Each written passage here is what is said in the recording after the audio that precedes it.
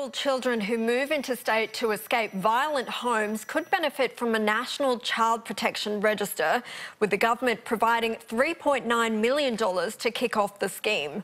The Social Services Minister says it's not good enough that states and territories don't share information about potential offenders.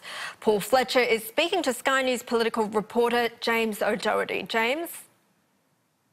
Paul Fletcher, thank you for joining me. It looks like you're making a good announcement to protect vulnerable children today. We'll get into that in just a minute. But before we do, I just wanted to get an update on the energy assistance payments that were extended to New Start recipients.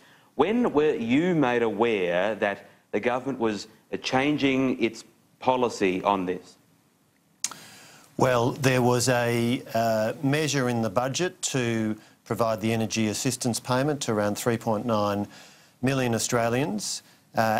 Obviously, what the government was focused on was being able to get that through the parliament this week. As the Prime Minister has explained earlier this week, we took a pragmatic decision to extend the range of that measure so that it would include people on New Start and other benefits, about 5 million people. That measure is now through the parliament, and so about 5 million people will be getting that energy assistance payment, $125 for a couple. When did you meet Paul Fletcher or did you meet with the Prime Minister, the Finance Minister and the Treasurer regarding the change in direction?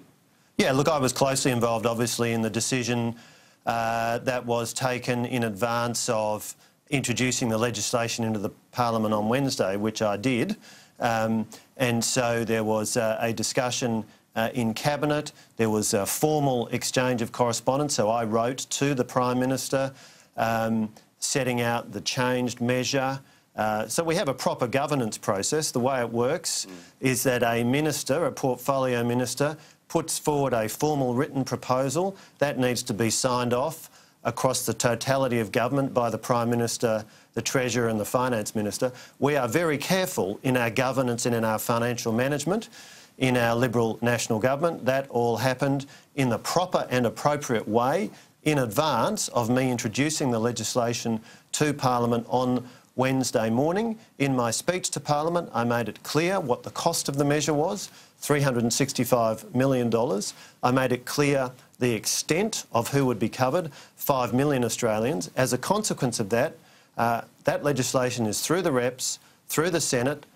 5 million Australians will be receiving an energy assistance payment of $75 for singles, $125 for couples, and that will be paid before 30 June this year. Just finally on this one, because I do want to get to your announcement this morning, but I just wanted to clear up when that decision was made, because estimates was told that one of your staff contacted the Department of Social Services during the Treasurer's budget speech to seek costings about extending this energy assistance measure. Did that happen? We obviously went through the proper governance processes to make sure that when a decision was taken to extend the range of Australians who would receive the benefit of this payment, which, as the Prime Minister has said, was a decision that we took with a view to being able to get the legislation through the Parliament this week, so that that benefit could be delivered to Australians before 30 June. 5 million Australians will benefit. Of course, as part of making that decision, we went through the proper governance process of determining the cost impacts, of making sure that the legislation was appropriately drafted. That was all done, and the legislation was introduced by me to the Parliament on Wednesday morning. I might say that legislation was supported by the Labor Party and by other parties and crossbenchers. If there were concerns that the Labor Party had, then they could have raised them there, but they voted for it. If the Labor Party is saying for some reason they don't think this payment should be made, well, they should come out and say that. But we're getting on with governing and delivering outcomes, including this outcome, this one-off payment, energy assistance payment, $75 for singles, $125 for a couple. We can do that because of our strong budgetary management. Another outcome that you are delivering is your announcement today, $3.9 million to set up this child protection information sharing system. What's the problem now that needs to be fixed, Paul Fletcher?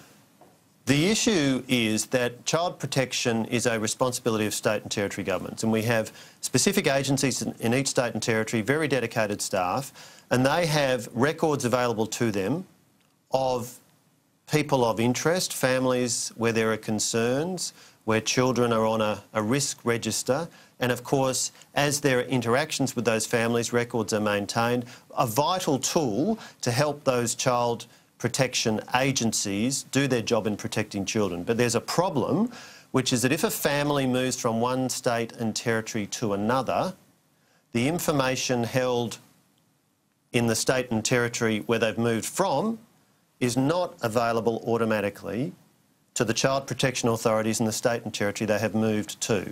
This is a significant problem. A report of the Victorian Commission for Children and Young People in 2014-15 found that in 43 child death inquiries that commission had looked at, 20 of them involved an inadequate sharing of information.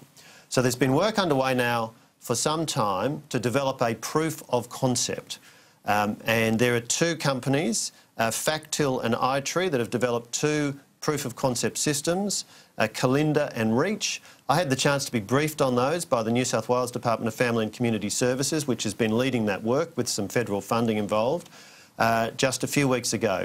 I took a decision that we would commit $3.9 million of federal money to allow this to now move to the next stage. So officials will make a decision as to which of those two proof of concepts will be chosen, and that will then be developed into a full scheme, a full system that can be used. It will be available to state and territory child protection agencies once we reach final agreement with the states and territories, and I'm confident that won't be a difficult process. And the way that system works is it will allow a child protection officer in an individual state or territory to then identify whether somebody they're interested in because of concerns about a child's safety is somebody who's known to the child protection authorities in another state or territory, and then of course they can make contact for a full discussion of what the record of that person has been. Right, so where's the money going to, this $3.9 million and then potential funding down the track? Is it going to it's going essentially to take what is a proof of concept at the moment, and I've had a proof of concept. I've sat through a demonstration of the proof of concept. It's impressive. The proof of concept has been developed using the records of New South Wales and the ACT, and allowing the visibility then to officers of New South Wales Family and Community Services of what's in the ACT's child protection system and vice versa. We now need to scale that up across all states and territories, and so the $3.9 million from the Commonwealth will go to the additional IT work that is required to scale the system up and to get it up and running and operational. There's a little bit of work to do between the Commonwealth and the states and territories to finalise those arrangements, but the key hurdle has been funding. What we're committing now is around 80% of the funding that's required to get this delivered. I'm very confident that the states and territories will come to the party with the remaining funding, which will mean we can get this system in place, and there's no doubt in my mind this will save the lives of children. There will be children who will be able to be protected as a result of this exchange of information once this system is up and running. So $3.9 million, that's 80% of funding this to a stage where it can get underway. Is that what you're saying? Yeah, that's right. So the states only need to chip in, what, a couple of $1 million? Is that the total that's required in terms of those upfront capital costs, there needs to be about another $1 million. I'm very confident the states and territories collectively will see the benefit and will be able to contribute to that. But the Commonwealth has taken a leadership role here. While child protection is a state and territory responsibility, very dedicated people doing difficult but very important work, the lack of information sharing between states and territories is a national challenge, and that's why the Commonwealth is involved to provide this funding so that we can take what's now a proof of concept, scale it up so it's an IT system which can be, which is implemented, in use and able to be used by state and territory child protection agencies. And I'm confident that once that happens, that we will see there will be children whose lives will be saved as a consequence of this. Just finally, Minister, are you prepared to head to an election if the PM calls the campaign tomorrow? Is he going to drive to Yarralumla maybe tomorrow afternoon? Well, there's only one person who knows when the election will be called. That's the Prime Minister. It's his judgment, it's his discretion.